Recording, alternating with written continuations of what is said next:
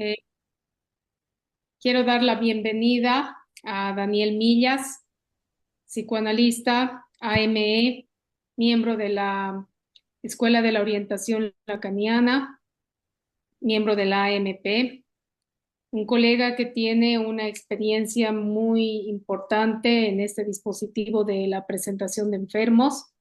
Es en ese marco que hemos pensado en él para conversar, para empezar esta nuestra gestión. Yo le había ido comentando a Daniel que llevamos alrededor de 6, 7 meses trabajando sobre este dispositivo. Habíamos preparado en realidad este encuentro con él, incluso antes de hacerlo efectivo, porque queríamos llegar a este encuentro con un breve trayecto ya recorrido. Y bueno, sin más preámbulos, Daniel, bienvenido al instituto, al INES. Tenemos aquí colegas de toda la NEL, pero también veo colegas que están conectados de otros lugares, así que bienvenidos todos. Y pues creo que podemos comenzar, le doy la palabra. Bueno, cómo no. Bueno, en principio, buenas noches a todos. Muchas gracias por la invitación a sumarme un poco al trabajo que están realizando desde hace tanto tiempo. ¿Se escucha bien? ¿Estamos bien? Sí, escuchamos bien. Eso. Y agradecer a Gabriela especialmente por la invitación y por este contacto que estamos teniendo. Efectivamente, se trata de hablar de la presentación de enfermos, pero quiero hacerlo a partir de mi experiencia, que lleva muchos años, más de 30, en el contexto del Hospital Álvarez, donde yo durante más de 40 años eh, estuve trabajando.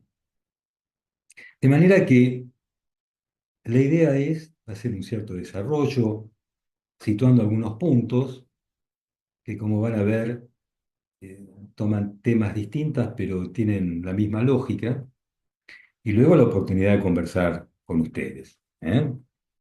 Entonces, le hemos puesto por título o subtítulo en todo caso, a qué es una presentación de enfermos de Lacan, la transmisión de una experiencia. ¿Mm?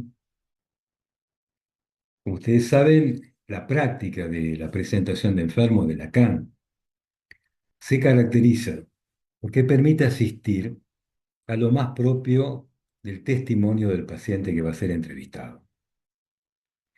Y acentuar la dimensión de testimonio ya permite diferenciarla claramente de las presentaciones de enfermos de la psiquiatría clásica, su antecedente, sin duda, en la que se buscaba ejemplificar el caso a partir del saber ya establecido. A diferencia de lo que sucede con el saber médico, la clínica psicoanalítica responde a una exigencia de demostración que tiene una particularidad que requiere nuestra formación para captarla, pero que es una exigencia de demostración en la que se conjuga un saber que puede valer para todos, con el rasgo singular que hace del caso una excepción única e irrepetible. Se pone entonces en juego la destitución de un saber que pretenda ser universalizable. Y por ese motivo hay siempre un resto que queda por decir, que queda por saber. Y es ese resto mismo el que opera como causa de un deseo de saber que excede los límites de ese encuentro en tanto tal. Se espera entonces de la entrevista de presentación de enfermos un resultado que cierre todos los interrogantes. Por el contrario, se pueden extraer algunas conclusiones, y hay que hacerlo, pero esto no quita que surjan nuevos problemas y que se abran futuras vías de investigación.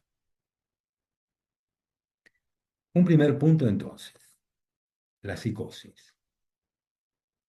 Lacan extrae una enseñanza de la clínica de la psicosis para la práctica misma del psicoanálisis. Ya en su seminario sobre la psicosis, nos brinda lo que él llama una lección primordial. Una lección primordial para la formación del analista. ¿Cuál es? No comprender. Y él mismo se encarga de mostrar que es una lección difícil de aprender, muy difícil de aprender. Fácil de decir, difícil de aprender. Y Lacan, más adelante, cuando se refiere justamente a una paciente que él entrevista en su presentación de enfermos, dice lo siguiente: hago lo que les digo que no hagan. Naturalmente comprendo. Lo que prueba que todos tenemos una cosita en común con los delirantes. Al igual que ustedes, tengo lo que tiene de delirante el hombre normal. Ya tenemos acá, ¿no? Una idea del todo delirante. Pero la clínica de la psicosis demuestra que lo que está en juego en el discurso del sujeto no es la realidad en tanto tal. Y dice Lacan, a diferencia del sujeto normal, para quien la realidad está bien ubicada, él tiene una certeza, que lo que está en juego, desde la alucinación hasta la interpretación, le concierne. En él no está en juego la realidad, sino la certeza. Y buscar esa certeza, guiarse por ella, como si fuera una brújula. Esta es la razón por la que Lacan dirá que como psicoanalista realiza presentaciones de enfermos. Estos aportes no solo han brindado coordenadas imprescindibles para orientarse en la práctica, sino que también han permitido extraer de su estructura las pruebas necesarias para hacer del psicoanálisis una clínica orientada por lo real. Cada uno de estos puntos está abierto a que podamos conversar, ¿eh? Segundo punto, el diagnóstico en la presentación de enfermos. Es decir, ¿qué práctica del diagnóstico se realiza ahí? ¿En qué se diferencia del diagnóstico psiquiátrico? No solo los participantes llegan con estas inquietudes, sino también los terapeutas y los psiquiatras del servicio, que tienen a cargo los tratamientos de los pacientes que se presentan y que esperan obtener alguna orientación. El diálogo con el paciente entonces está orientado a permitir la emergencia de la subjetividad del mismo, intentando localizar los modos de respuesta del sujeto a lo que ha sido su encuentro con lo real. Entonces, si pensamos el diagnóstico como un procedimiento lógico que parte de determinadas premisas, el lugar que adquiere en la presentación de enfermos es el de un producto conclusivo. Es el resultado de una construcción que intenta cernir la lógica del discurso del paciente durante la entrevista. Las dificultades inherentes a este trabajo no se limitan, por cierto, a decidir si se trata de un sujeto psicótico, neurótico, psicosis ordinaria, etc. Aun cuando esto no resulte problemático, es preciso poder demostrarlo con una argumentación que permita transmitir esa conclusión a los participantes y a partir de lo obtenido en ese único encuentro de un tiempo limitado. Quizás a veces la dificultad se presenta justamente cuando el diagnóstico parece evidente, desde las primeras palabras del paciente, y se presenta entonces el desafío de poder ubicar el rasgo específico que valga como un hallazgo, que ponga en cuestión o que agregue algo nuevo a lo ya conocido. El diagnóstico así entendido nos da una apertura a otra dimensión de lo que se llama habitualmente pronóstico. No se trata para nosotros del destino que le espera por pertenecer a una entidad determinada, sino de formular un cierto cálculo humilde cuando es posible establecer las condiciones que encuentra el sujeto en la estructura en la que se aloja. Se trata entonces de considerar la incidencia decisiva de la contingencia, lo que escapa al determinismo, tanto en los desencadenamientos como en las estabilizaciones, para obtener cada vez un saber sobre lo particular de ese caso. Tercer punto, una clínica bajo transferencia. He mencionado su función de enseñanza, pero articulada a esta y como condición esencial, la presentación de enfermos tiene una dimensión clínica propia que es muy importante resaltar. Se espera de ella no solo una enseñanza para los participantes, sino efectos subjetivos que sirvan a la condición clínica del paciente.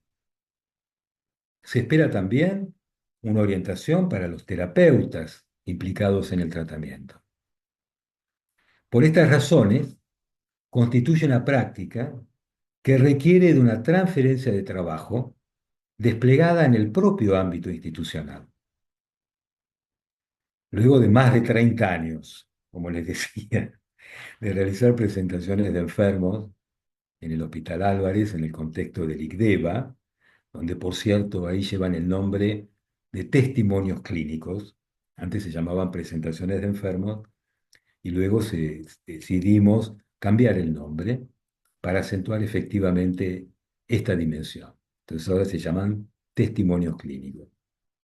Pero les decía, después de más de 30 años, les puedo decir que la práctica de la presentación de enfermos en el hospital está tan instaurada dentro de las actividades del servicio como en las reuniones de equipo, en los controles, en los ateneos, y es también una actividad que es conocida y valorada por los pacientes, que en muchas ocasiones preguntan cuándo van a ser invitados a la presentación. Y sucede que los pacientes que han sido entrevistados relatan su experiencia a sus compañeros, generando en ellos un interés por realizar la experiencia. Así que hay como múltiples efectos de transmisión. Sin embargo, la presentación de enfermos no es para todos los pacientes. La decisión de invitar a un paciente a ser entrevistado tiene que surgir luego de un trabajo de elaboración que comienza por el control del caso. Se tiene en cuenta su posición subjetiva, la transferencia establecida con su terapeuta y también una apreciación sobre el beneficio clínico que se podría obtener al invitarlo a pasar por el dispositivo. En algunas oportunidades se decide esperar otro momento para invitarlo y en otras se concluye que no es una experiencia que le convenga hacer. El público constituye una pieza esencial del dispositivo, permitiendo la puesta en escena de la entrevista. Si bien se le asigna una función de testigo neutral, el público tiene sus propias expectativas y espera atento a que algo se produzca. Y es responsabilidad del entrevistador saber regularlas, priorizando siempre el cuidado del paciente. Saber, por ejemplo, hasta dónde interrogar sobre determinados temas o cómo manejar los tiempos de la entrevista. Tenemos que recordar que una enseñanza que a mí me ha hecho la presentación de enfermos es que no siempre hablar hace bien. La clínica de la psicosis enseña eso. Hasta dónde hablar y, y cómo poder saber no tener la idea de que hablar es siempre catártico y terapéutico. ¿Mm? Es muy importante también tener en cuenta si el paciente invitado dispone de recursos para sostener su lugar durante la entrevista. Esta es una zona que está muy abierta a las sorpresas. Pacientes que se pensaba que iban a tener dificultades para desenvolverse, se instalan con soltura, hablan fluidamente, a veces cuentan cosas que jamás le habían dicho a su terapeuta. Y en otros casos, sujetos que entran muy seguros, comienzan a vacilar, apenas iniciada la entrevista, y necesitan del apoyo del entrevistador para poder sostener su palabra. ¿Mm? Punto 4. Lo público, lo privado y lo íntimo en la presentación de enfermos. Para avanzar en este punto en particular hay que considerar lo público y lo privado a nivel del sujeto e introducir también la dimensión de lo íntimo. Estos tres términos, lo público, lo privado y lo íntimo, se articulan de un modo propio. Si ponemos, por ejemplo, el acento en la función de la mirada, puede afirmarse que lo público es algo observable, accesible a la mirada. Una acción pública tiene que admitir esa condición de transparencia. Lo privado y lo íntimo, en cambio, requieren para acceder a ellos de un consentimiento del sujeto, que si no se produce, violenta un derecho inalienable. Sin embargo, hay que decir que lo íntimo se diferencia a su vez de lo privado. Lo íntimo no es directamente observable. Los pensamientos, las fantasías, los sueños, los sentimientos escapan al registro de la mirada de un observador externo. Y hay que agregar además que lo íntimo está delimitado por una opacidad que escapa al propio sujeto. Como afirma Lacan, Seminario de la Ética, dice Lacan, se trata de esa exterioridad íntima, de esa extimidad que es la cosa. Sin embargo, la experiencia del sujeto psicótico que ha atravesado un desencadenamiento se encuentra con que estas condiciones han sido alteradas. Podemos decir que el psicótico es aquel que se ha encontrado sometido a una exterioridad enigmática que se le impone arrasando con su intimidad. ¿Mm? Sin ninguna defensa ante esta imposición, puede tener la certeza de que sus pensamientos son decodificados, que voces extrañas lo injurian, que su cuerpo ya no le pertenece, que es vigilado por la presencia de una mirada que atraviesa las paredes, dejándolo sin ningún refugio. Y fue exactamente esto lo que me dijo un paciente en una de las presentaciones que hice ya hace unos cuantos años. Me dijo que había encontrado en el hospital un refugio. Se presentó en la entrevista como la víctima de una confabulación maliciosa, dando un detallado testimonio de cómo ha sido violentada su intimidad.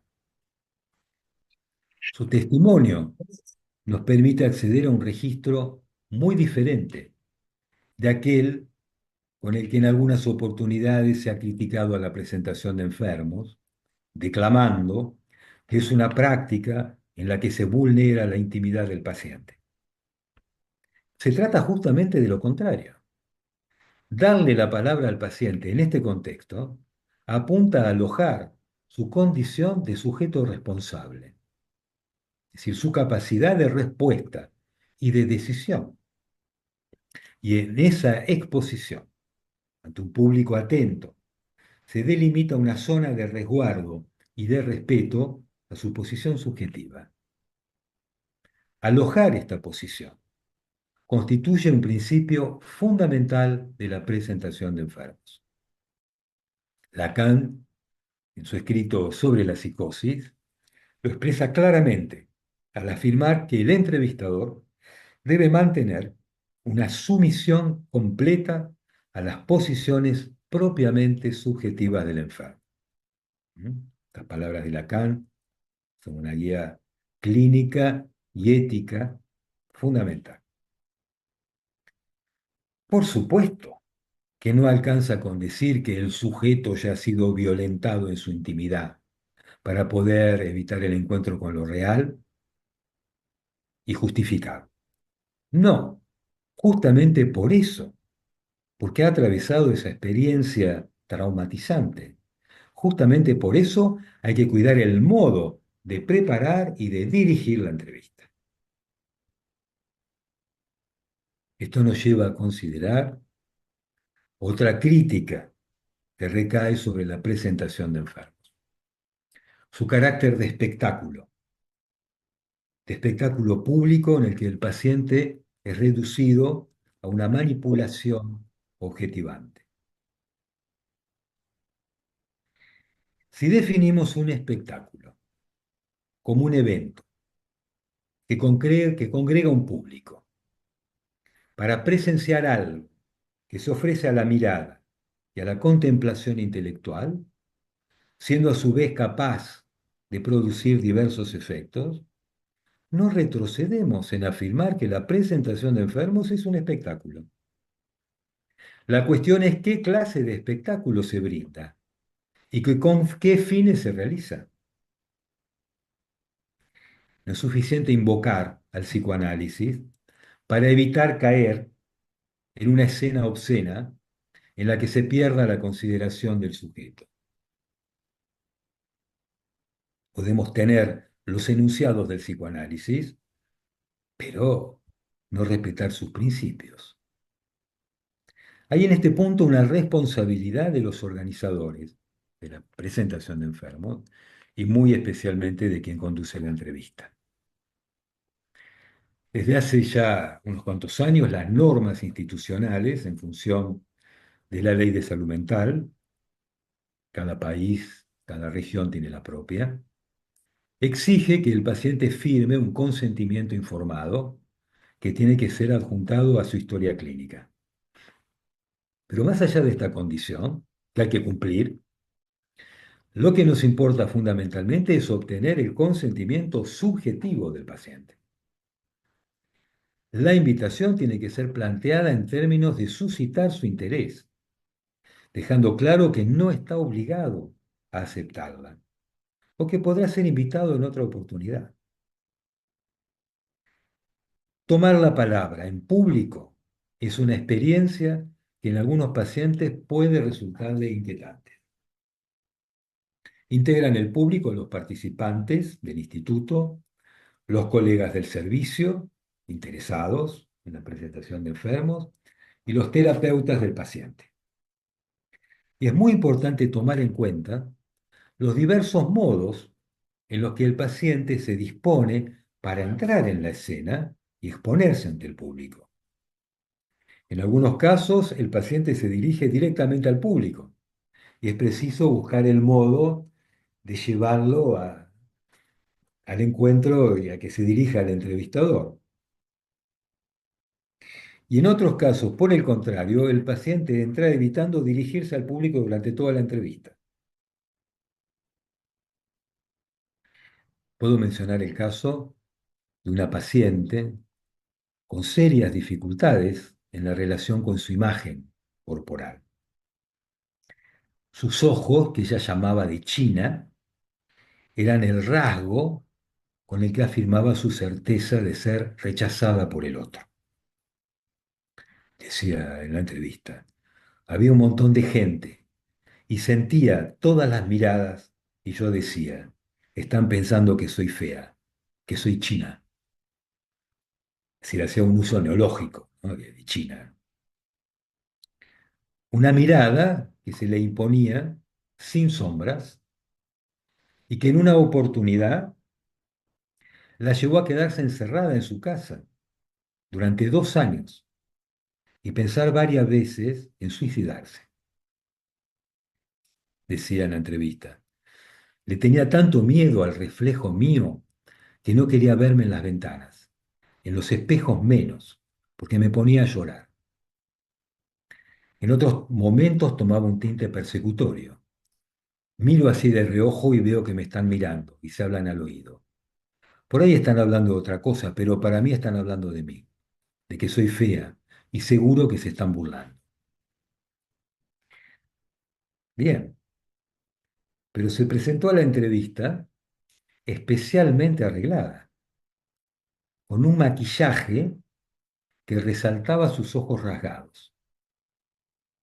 Fue desplegando la historia de sus padecimientos y cómo actualmente había logrado protegerse de esa mirada intrusiva. Dijo en la entrevista. Ahora aprendí a tomar el colectivo acompañada con mi mamá y con las lentes de sol. Y aunque esté nublado, nunca me faltan las lentes de sol, que efectivamente era un filtro a las miradas.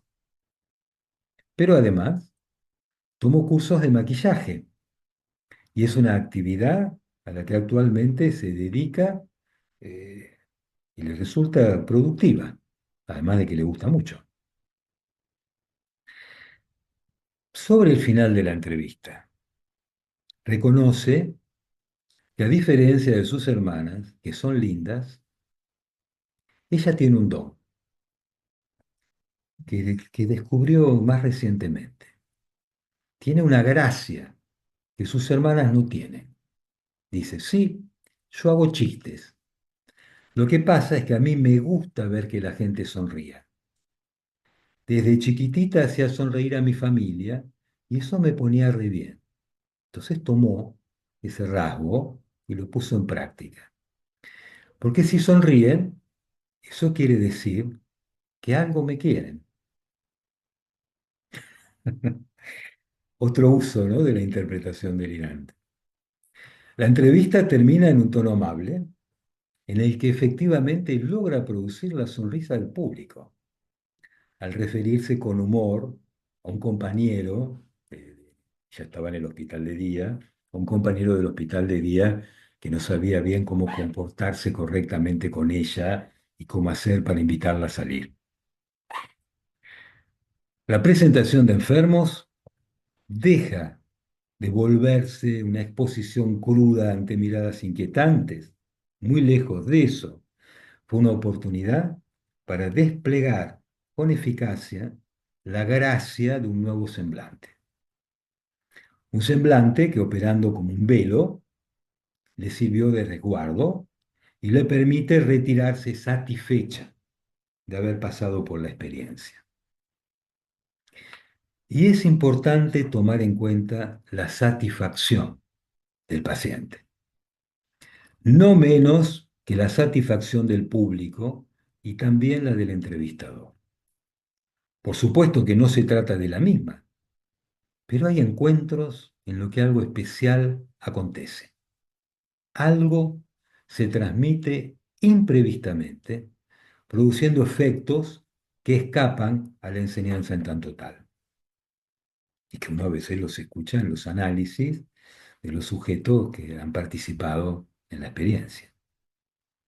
Miller, en alguna oportunidad, pudo comparar la presentación de enfermos con la experiencia del pase, en la medida, decía Miller, en que implica una estructura de exposición con la introducción del otro en una esfera reservada. Y respecto del pase, Miller ha subrayado también la función de la satisfacción que se consuma en el testimonio público de la E. Decía Miller, el momento en que la asistencia está satisfecha forma parte del pase. Se puede decir incluso, agrega, que es ahí donde el pase se consuma.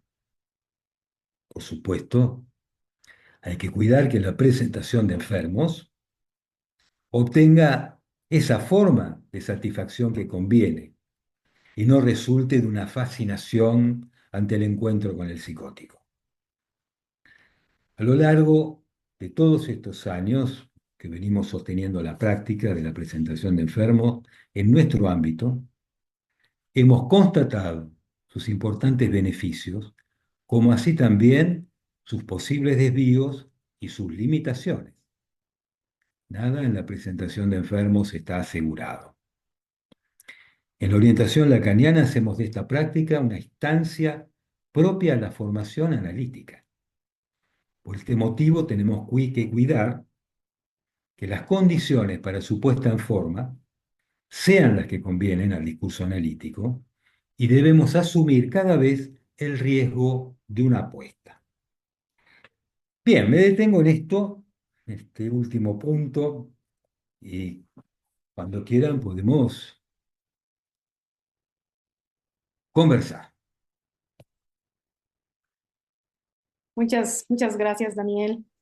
Quedan claro como muchas ideas para conversar. Yo había pensado en dos preguntas. Como decía un poco al principio, esta es una actividad que la organizamos en el marco de una línea de investigación sobre las presentaciones de enfermos que está inscrita en un trabajo en el Instituto Nueva Escuela, que es el INES, ¿no? Entonces hay como tengo dos preguntas que me parece que conciernen también de alguna manera al marco político de este dispositivo. Entonces, usted ya ha hecho mención un poquito, pero una pregunta que da vueltas alrededor de este dispositivo es acerca del nombre, presentación de enfermos. En la línea hemos mantenido este nombre porque como se trata de una investigación del instituto, la orientación ha sido como volver a los fundamentos, trabajar, digamos así, Lacan. Y entonces, en la medida en que estamos trabajando las presentaciones de enfermos de Lacan y estamos estudiando el dispositivo, digamos, como ubicado por Lacan de este modo, hemos mantenido el nombre.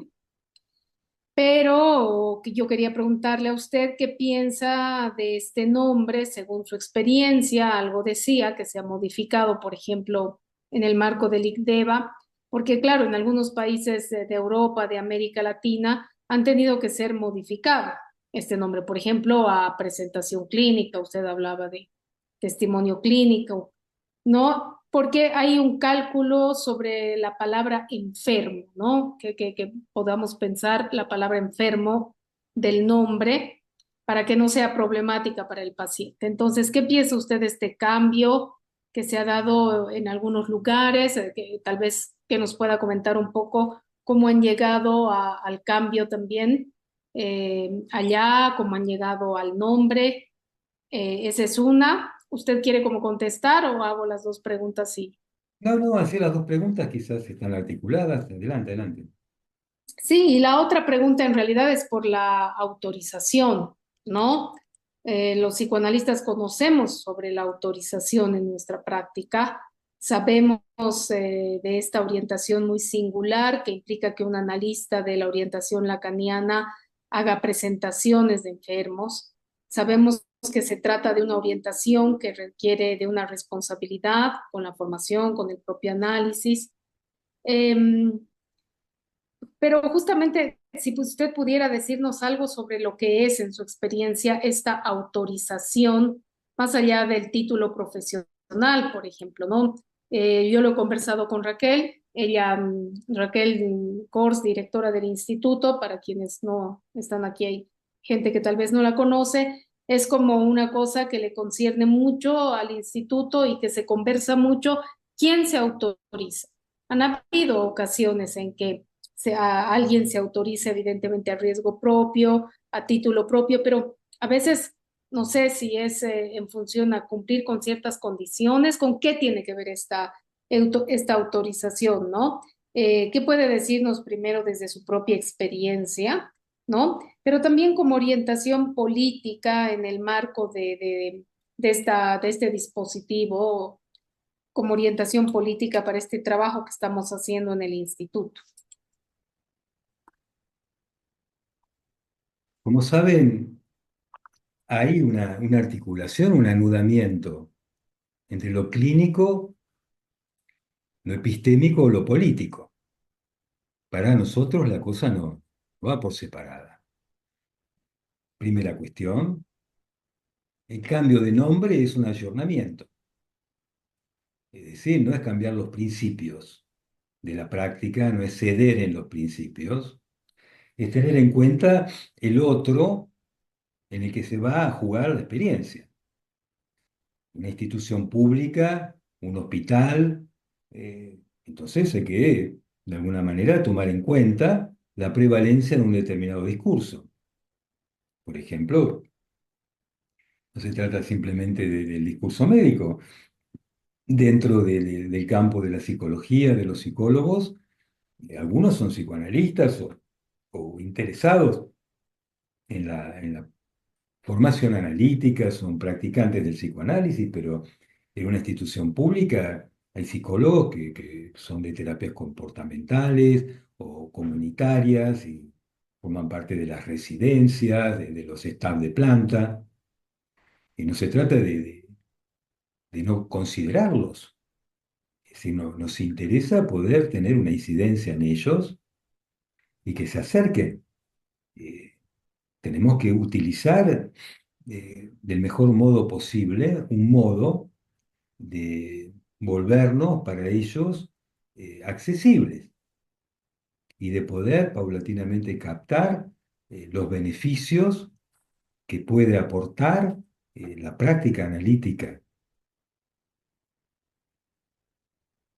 más allá de que decidan o no adherir, seguir el psicoanálisis. Actualmente hay pocos psiquiatras interesados por el psicoanálisis, por diferentes razones, de distinto tipo, para hablar toda una conversación en sí misma. Pero los psiquiatras se forman más eh, o con paradigmas neurobiológicos, están más cercanos a las terapias conductuales, con que hacen buena pareja, de trabajo, de equipo, se entienden. Bueno, y eso en las instituciones públicas tiene un peso. Eh, entonces hay que ir con un cierto pragmatismo. Y testimonio clínico o presentación clínica, efectivamente, como vos decís, quita el carácter estigmatizante de enfermo. En algunos casos, decir enfermo alivia. Se dice un adicto, un alcohólico es un enfermo. Ah, bueno, es un alivio. No es un vicioso, no es un perverso, no es un degenerado. Y utilizado en ese contexto, enfermo es un semblante que va bien. En el campo de la psicosis, decir enfermo levanta o puede levantar las voces de retoños de la psicología y de la psiquiatría comunitaria, antipsiquiatría, y encontrar elementos para decir sí, práctica objetivante, etc. De manera que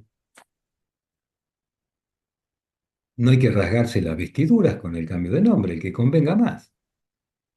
Una dimensión política que no renuncia a los principios de la práctica.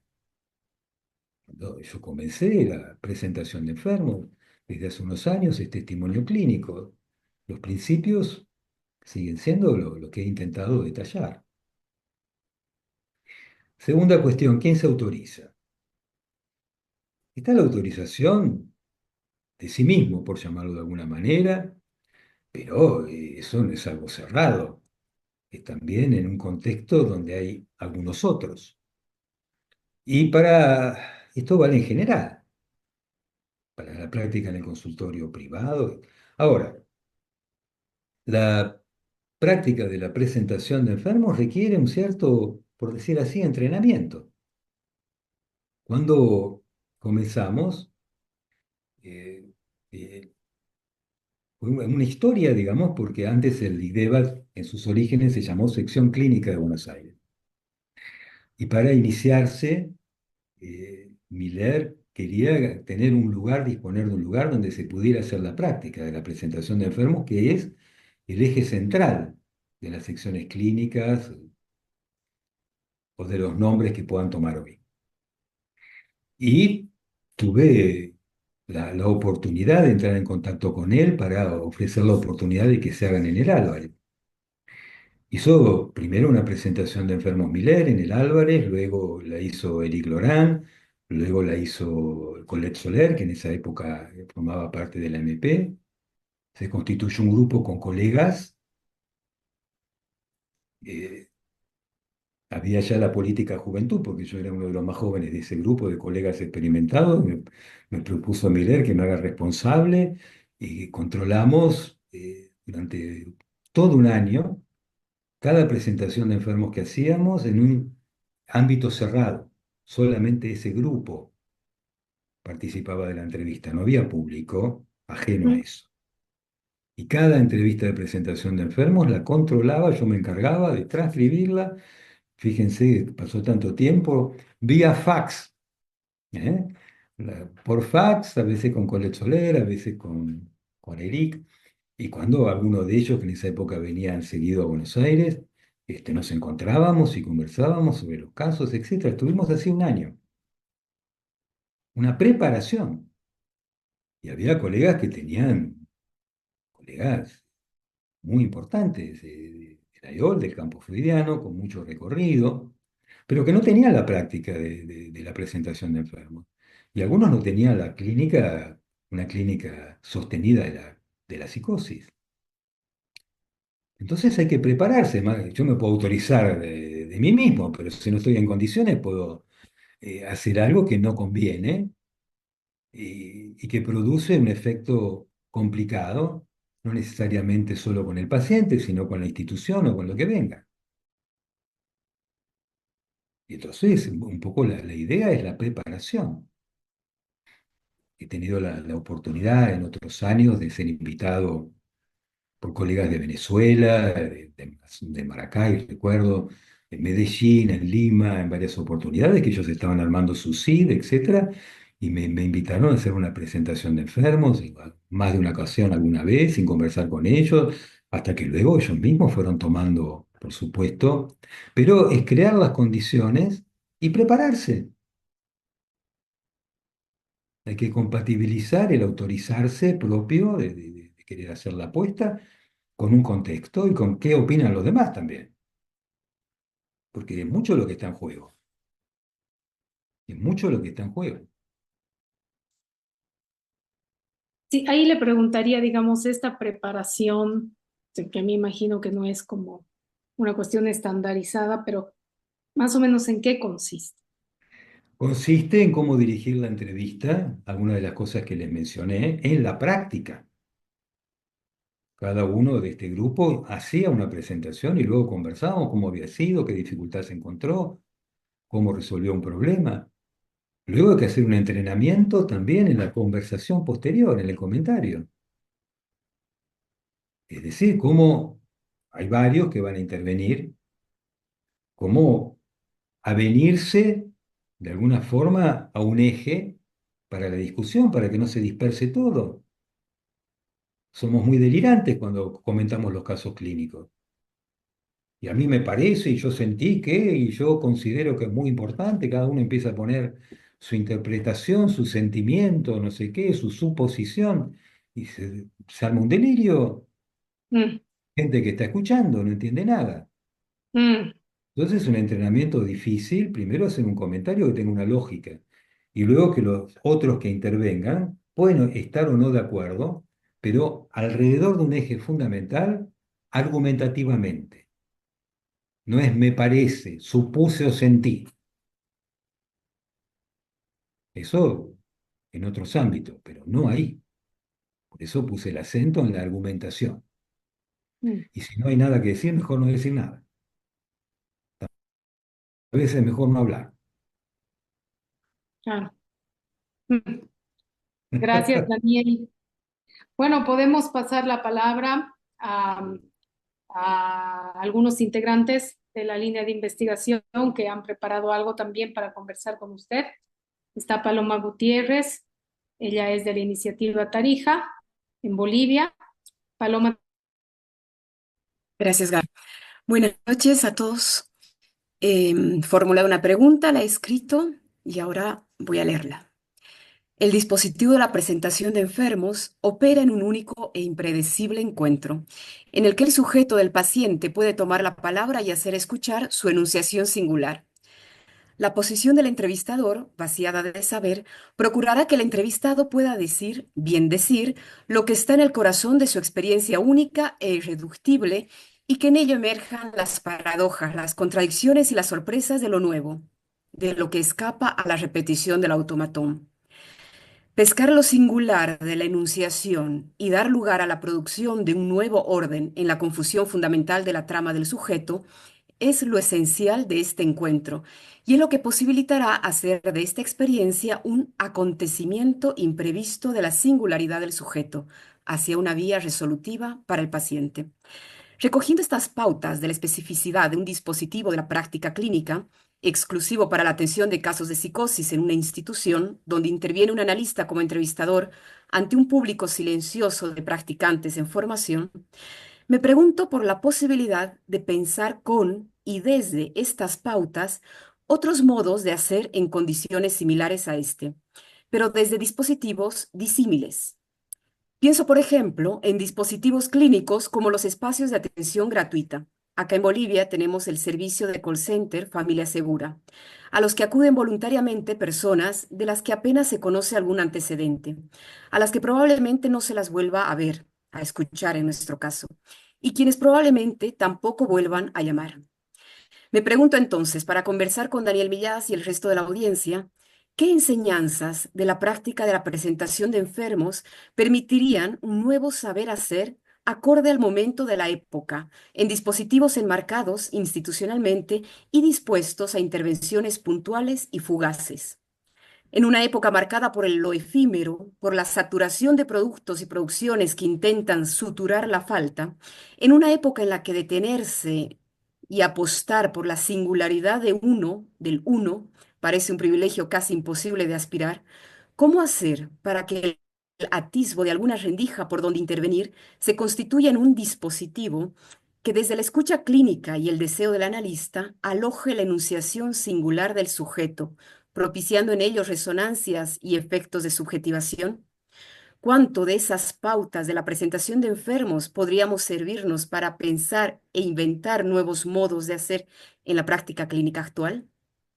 Sin pretender una extrapolación, sino asumiendo las condiciones habituales de únicos encuentros, ¿cómo hacer de estos encuentros un encuentro uno para lo singular de lo uno, un encuentro acontecimiento con efecto transformador? Muy bien. Paloma, no te veo. Y a veces el que habla aparece en la pantalla, pero ¿hay alguna imagen de Paloma? Estoy con cámara, sí. ¿Dónde?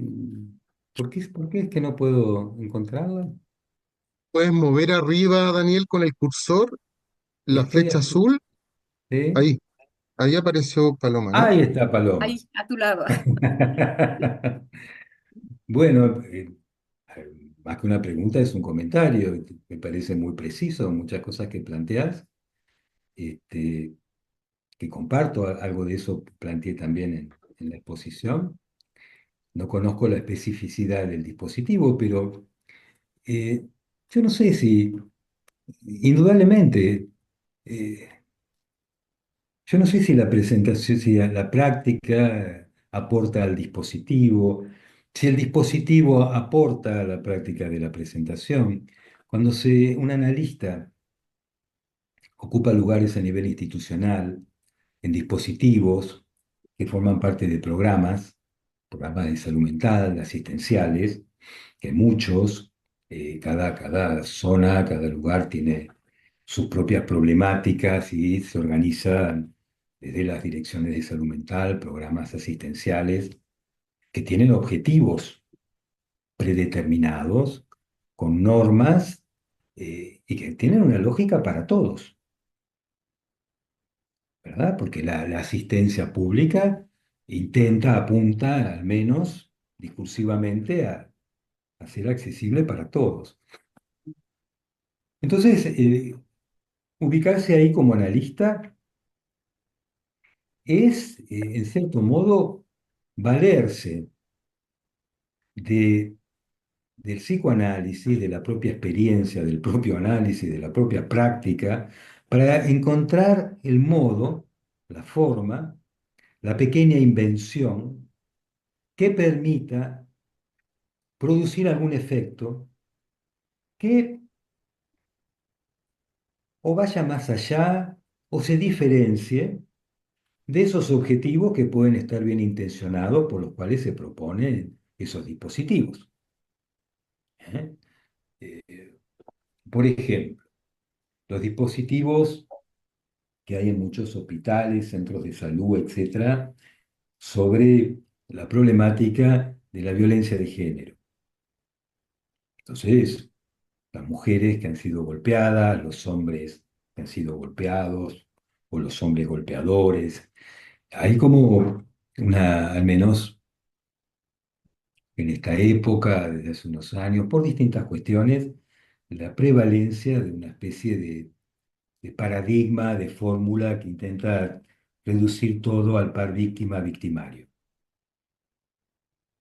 Y a un nivel se puede entender, es decir, un señor le pegó a la mujer, la lastimó, etcétera, y indudablemente ella es una víctima y el tipo es un victimario y tiene que ser juzgado y todo lo demás.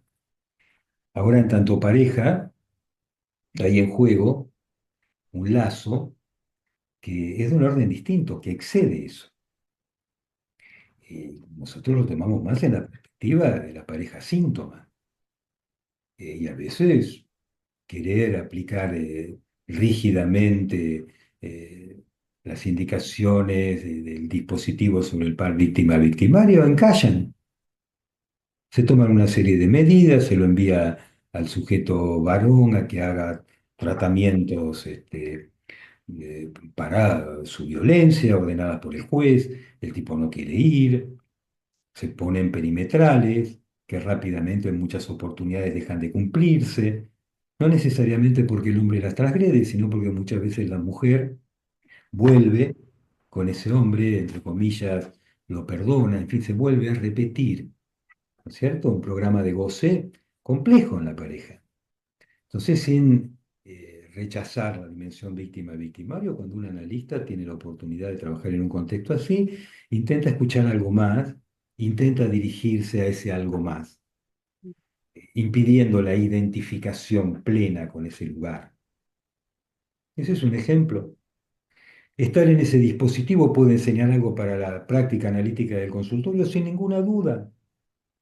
Entonces no pienso necesariamente que estar en un lado enseña mucho para otro. Creo que cuando hay una transferencia de trabajo y se está activamente en la formación analítica, se es un poco como absorbente de distintas experiencias que se elaboran y que sirven a la práctica de ese analista. La enriquecen. Cuando hay una transferencia de trabajo. Cuando no hay una transferencia de trabajo, por más psicoanálisis y temas que utilicemos, aplastamiento, repetimiento y estandarización subjetiva.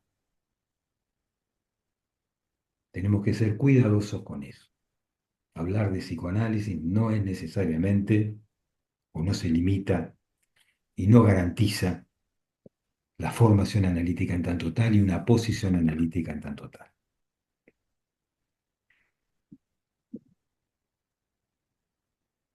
Continuará, porque es un tema Ahora, complejo.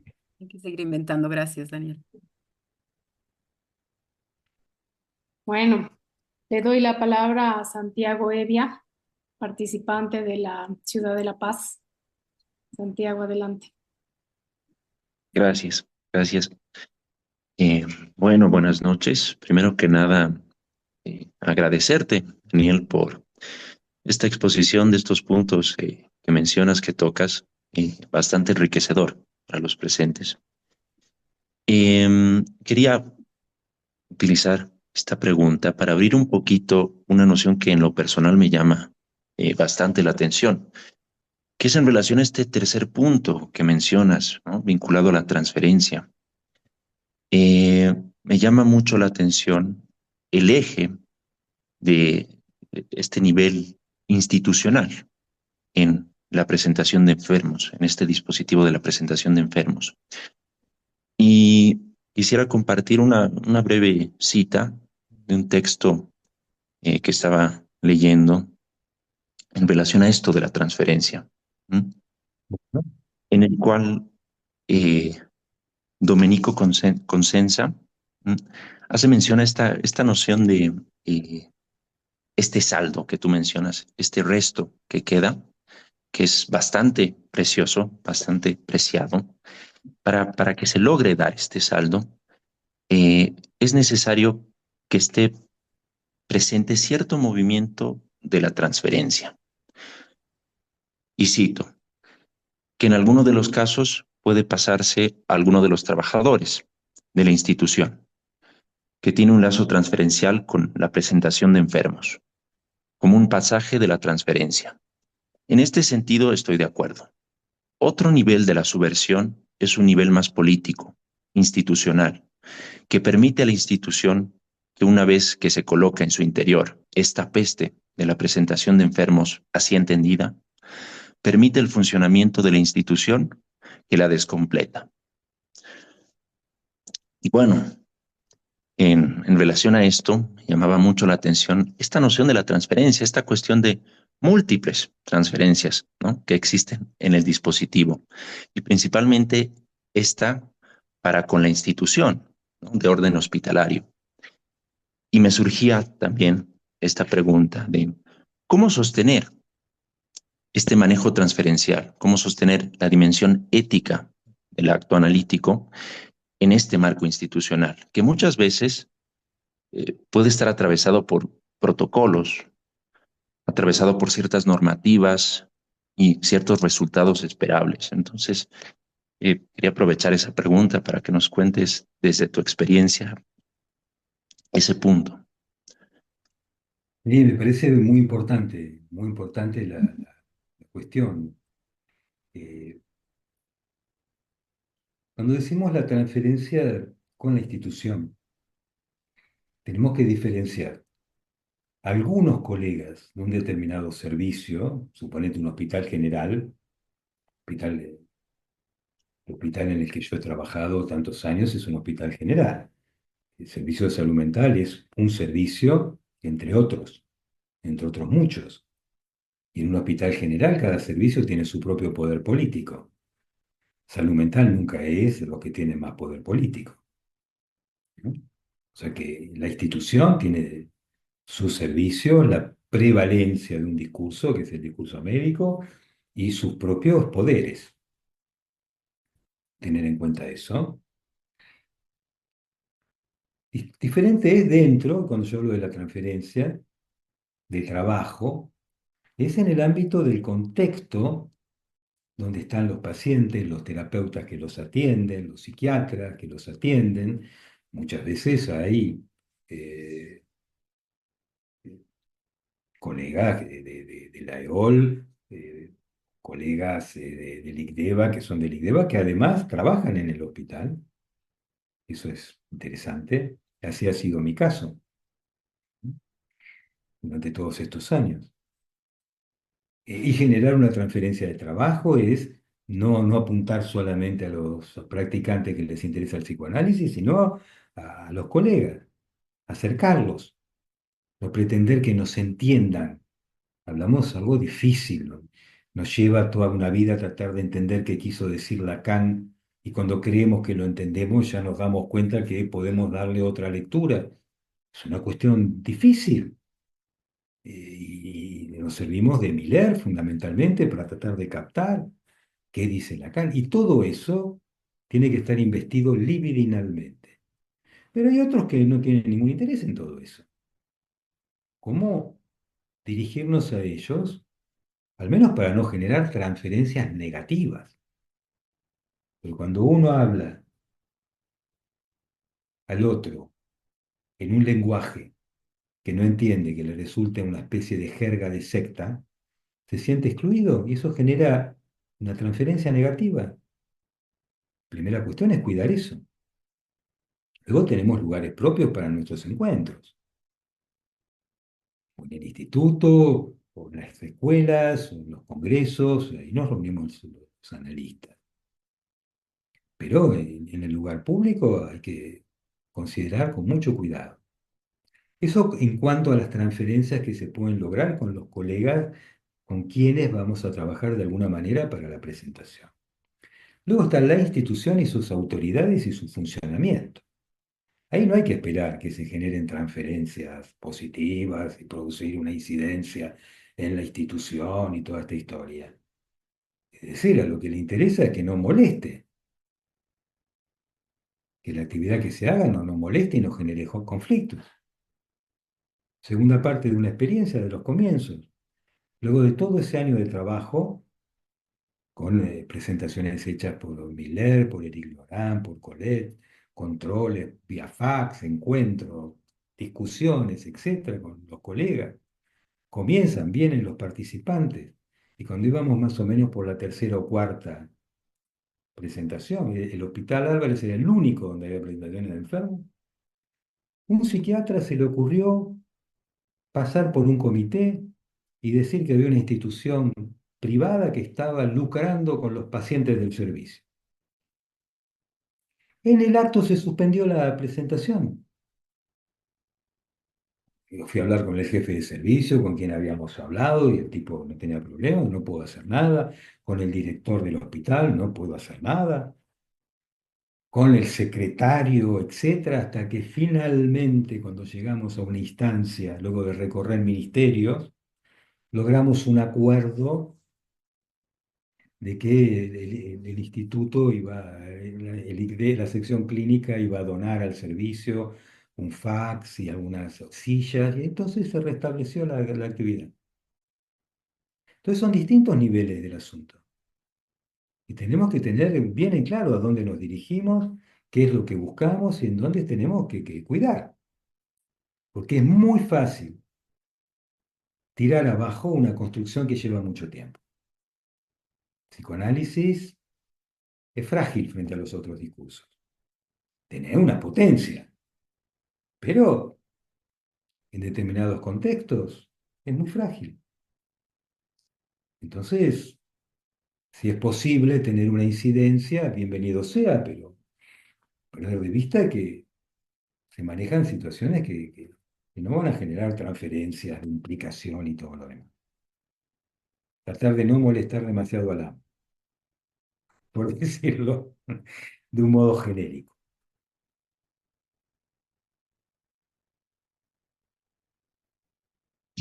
Gracias, gracias, Daniel. Bien, entonces José Luis Obaid, miembro del ANEL en Santiago de Chile. Adelante, José Luis. Hola colegas, muy buenas noches. Hola Daniel, Hola, mucho José. gusto poder Igualmente. escucharte. Me ocurre al escucharte que estos meses de investigación sobre este dispositivo cobra mucho sentido cuando tú dices que sería el dispositivo central de los CID, digamos, de los centros de investigación. ¿Sí? Porque efectivamente es un dispositivo del cual se pueden extraer varias cuestiones. De hecho, tu presentación de alguna manera también lo aborda un poco los niveles y registros en los cuales se puede extraer alguna enseñanza, alguna elaboración clínica, lo que enseña respecto a la posición del analista, la política, lo epistémico. O sea, hay varios registros de por qué el dispositivo se torna tan relevante de investigar y de practicar, digamos. De todas esas cuestiones me interesó mucho la cuestión de la posición del analista, que de alguna manera entiendo el dispositivo, lo voy a decir así, radicaliza un poco la posición del analista en el sentido del no saber, de ocupar y de encarnar esa posición de no saber, incluso más allá de cualquier semblante, digamos, ¿no? O sea, radicaliza un poco la posición del analista. Y también me interesó mucho la cuestión política, en el sentido como se ha destacado en algunos de los textos que los colegas elaboraron, de llevar el discurso analítico a lo institucional, de llevar la dignidad de la palabra a lo institucional, que me pareció muy relevante, sobre todo pensando en la época, digamos, ¿no? Pero mi pregunta quería apuntar más bien a la cuestión de la certeza, ¿no?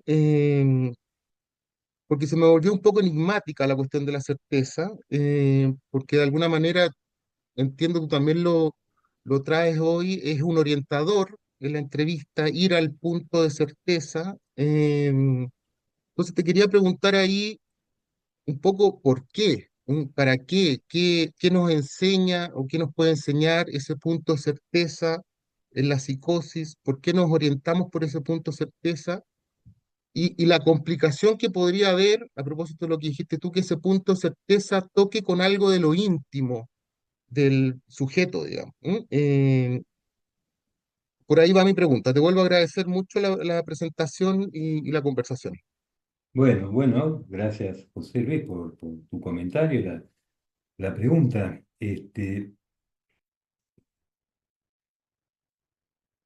La psicosis cuando el sujeto psicótico atraviesa un desencadenamiento, ¿no? Lacan plantea, se produce el encuentro con un significante en lo real. Lo que no está en lo simbólico retorna en lo real, bajo la modalidad, por ejemplo, de los fenómenos elementales.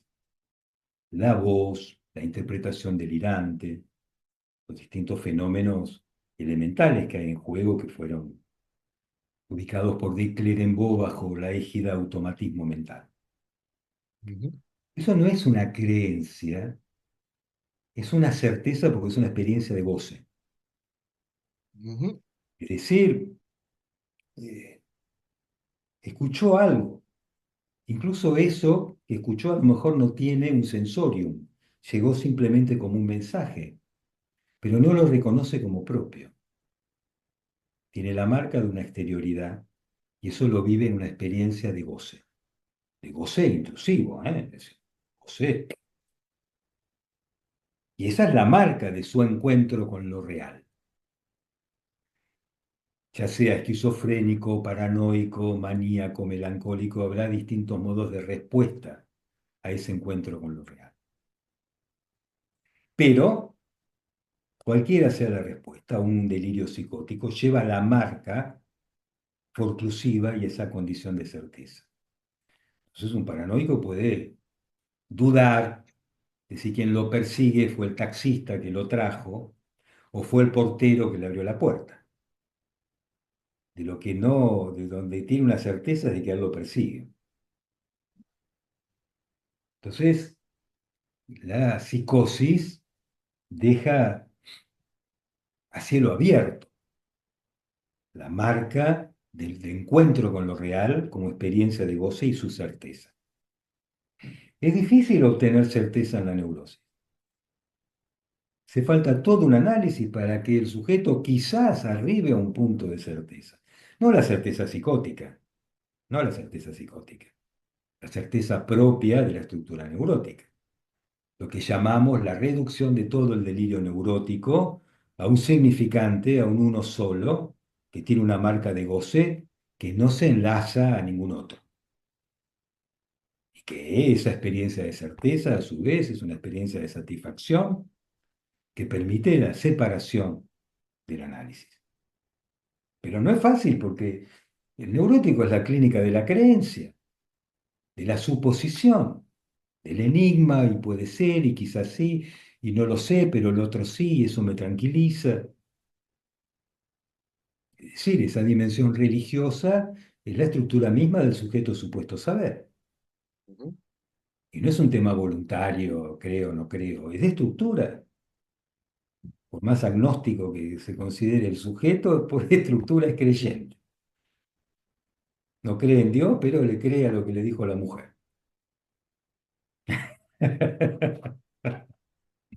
O al menos, como dice Milena en algún lado, finalmente creer que las palabras quieren decir algo. Y la creencia es propia del lazo social, no comprender en la clínica analítica, pero en el lazo social tenemos que tener una poca confianza que en algunas cosas nos entendemos, ¿no? Nos vivimos preguntando, ¿y usted qué quiso decir con eso? Y ya usted no lo comprende, y toda esta historia lo manejamos en una zona de sentido común, de convenciones. Eso hace abrazo social. ¿No? Pero es fundamental. Por eso Lacan plantea que busca esa certeza porque es la brújula, y eso lo enseñó de Clerenceau. No sé cuánto tiempo tenemos, poco, ¿no? Pero de Clerenceau, por ejemplo, conocen la historia y si no, trabajenlo porque es apasionante. Lo nombran en determinado momento como jefe de la prefectura de policía en París, que era un lugar de triage.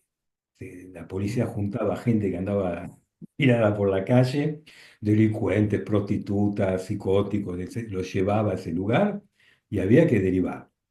Y había poco tiempo. Entonces, de Clermont los entrevistaba.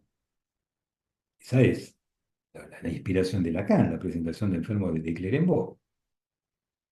Y tenía que tener un instrumento que le permitiera diferenciar cuando un sujeto estaba loco y cuando se hacía el loco. Porque había una ley que decía que si el sujeto estaba loco tenía que ir a un manicomio, no a la cárcel. Entonces los delincuentes sabían el tema y cómo se hacían pasar, delirando, que ellos se creían que eran Napoleón y que no sé qué historia. No es la brújula. En última instancia todo delirá. De Clerenceau buscaba la certeza, buscaba los signos del automatismo mental, aún del pequeño automatismo mental, no los grandes fenómenos, el pequeño automatismo mental, iba a ese detalle. Y para él eso era la marca de la psicosis. El delirio, decía de Clerenceau, es una superestructura, puede o no haber un delirio. Entonces, la clínica de la certeza y adiestrarse en eso, en la experiencia con el psicótico, no vamos a intentar de decirlo a un paranoico, pero usted está seguro de que lo persigue. ¿No será que se le puso la idea? Que el vecino es bueno. No sirve para nada y si uno insiste con eso se vuelve iatrogénico. Porque tiene una certeza, no es un problema cognitivo. ¿Mm? Por eso es una brújula. Y es una brújula para la práctica analítica del sujeto neurótico. ¿Cómo lograr pasar de una creencia en el otro a la certeza, eso que Freud llamaba castración, es decir, a esa zona donde no hay otra? Por eso entonces el punto de certeza, porque ya habíamos visto también la cercanía o la vecindad de la presentación de enfermos con el pase, el punto de certeza también nos enseña algo del final de análisis, podríamos pensarlo. ¿Y qué es lo que intenta transmitir una E si no es cómo ha logrado un punto de certeza de haber cernido, ¿no es cierto? Una letra de goce que extrae de todo el delirio de lo que ha sido su análisis, su historización, etcétera, incluso que lo destituye. Efectivamente es eso, eso es el testimonio de un paz. Y por eso hay que ver si pasa o no pasa y cómo se escucha. A veces se logran efectivamente hacer pasar eso. Yo lo refería también a lo que planteaba Miller respecto del espectáculo. ¿Cierto? Un pase tiene distintos momentos dentro del análisis, en el dispositivo, pero luego está la cuestión fundamental que es el testimonio público y los efectos que eso produce. Por eso Miller decía la satisfacción. Del mismo modo que Lacan habla de la satisfacción del final del análisis. ¿No? Dice que los espejismos de la verdad caen a partir de la satisfacción del final del análisis. Reduce esa búsqueda de la verdad a espejismos. Es para seguirla también, José Luis, durante muchos Gracias, años. Daniel. Muchísimas gracias. Ok. Muy Bueno, bien. tenemos una pregunta más, Daniel. Está Una Ishtar. más, una Una más. más, una Piensen más. que acá son Sí. las 10:30 de la noche, he trabajado temprano y tengo una certeza. Quiero cenar. Eso. 5 minutos a la pregunta de Ishtar Rincón. Eh, ella está en la Ciudad de México, de Venezuela, pero vivimos en la Ciudad de México. Ishtar, te damos la palabra. Sí, gracias Gaby y bueno, gracias Daniel por el excelente recorrido. Mi pregunta va porque bueno, la presentación de enfermos es un dispositivo de formación para los jóvenes practicantes, ¿no? Y nos presentamos allí en tanto sujetos analizantes y en formación. Entonces yo quería preguntarte, ¿qué implicaría esto para un joven practicante que asiste a una presentación de enfermos? Y también, ¿cómo se puede hacer resonar algún saber entre entre el analista y la audiencia que aporte a la formación? Sí, es muy interesante, por eso es una experiencia muy importante para un participante y muy diferente de lo que puede ser la presentación de casos clínicos. Porque un caso clínico es una construcción eh, que realiza el analista de un caso que ha atendido, en el cual de alguna manera construye una cierta lógica y intenta él mismo situar una cuestión que le importa más, y es una versión propia del caso que permite una discusión. Y mientras mejor está ubicada la lógica del caso, más orientada puede ser la conversación también, a la que da lugar. Pero en la presentación se asiste al testimonio directo del paciente. Si no es lo que el analista seleccionó que el paciente alguna vez o el analizante alguna vez dijo. ¿Lo está escuchando? Ahí. Y luego asiste a cómo el entrevistador y el equipo docente construye el caso. Ahí, ahí mismo. Entonces esa es una experiencia muy importante.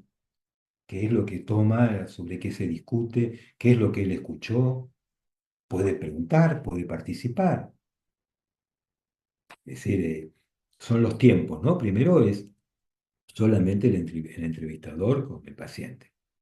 El público está silencioso, el público. Cuando el paciente se va, toma la palabra el que pasa a ser docente. Y entonces hace la construcción del caso. Ahí, en vivo, luego de que el paciente estuvo. Eso es apasionante porque el que construye el caso no tiene mucho tiempo para andar pensando. Pongo esto, pongo lo otro, es jugarse su enunciación en el momento, discutir con sus colegas que por ahí también son docentes y están, y luego el público, los participantes que a medida que va transcurriendo el año se van animando cada vez más a hablar, a opinar. Así que es una diferencia importante por los efectos de transmisión que tiene. A veces más, a veces menos. Hay presentaciones de casos clínicos que también producen efectos de transmisión sumamente importantes. O por el caso, o por cómo fue discutido, o por una intervención de un comentador o de alguien del público, indudablemente. La conversación es clínica o la conversación también, cuando los colegas de una escuela se reúnen a conversar sobre los problemas de la escuela, es también uno de los pilares de la formación analítica. Conversar no es decir cualquier cosa porque a mí se me ocurre. Conversar es tener una enunciación propia, argumentar, saber escuchar, bancarse de la buena manera las diferencias. Es una disciplina la conversación, ¿eh? Pero bueno, es lo que te puedo más o menos decir ahora. Gracias, Daniel. Bueno, muchas gracias, Daniel. Precautelando la hora de la cena, 10:30 de la noche en Buenos Aires. Vamos a dar por terminada esta reunión. Segurísimo, han quedado como muchas ideas y muchas inquietudes que las podemos conversar en otra oportunidad, que no sea esta la única. Gracias por la generosidad, gracias por la presencia acá. Con esta conversación de esta noche y con estas orientaciones tan precisas y tan importantes, pues bueno, nosotros damos por iniciado el año de trabajo de la línea de investigación sobre las presentaciones de enfermos. Así que muchas gracias, Daniel, y será hasta en otra oportunidad. Muchas gracias a ustedes por la invitación, por hacerme partícipe de este trabajo que están haciendo, por la escucha atenta que han tenido y por los comentarios y preguntas que me han realizado. Así que muy contento, con apetito, pero satisfecho de este encuentro. Bueno, muchísimas gracias y gracias a todos por estar. Buenas noches. Buenas Buenas noches, noches. colegas. Buenas Buenas noches. noches, Chao, chao. Daniela. Muchas gracias, Daniel, buen Daniel. apetito. Noches. Gracias, Daniel. Gracias, Buenas Gabriela. noches, gracias Gabriela, todo muy bueno, gracias Daniel.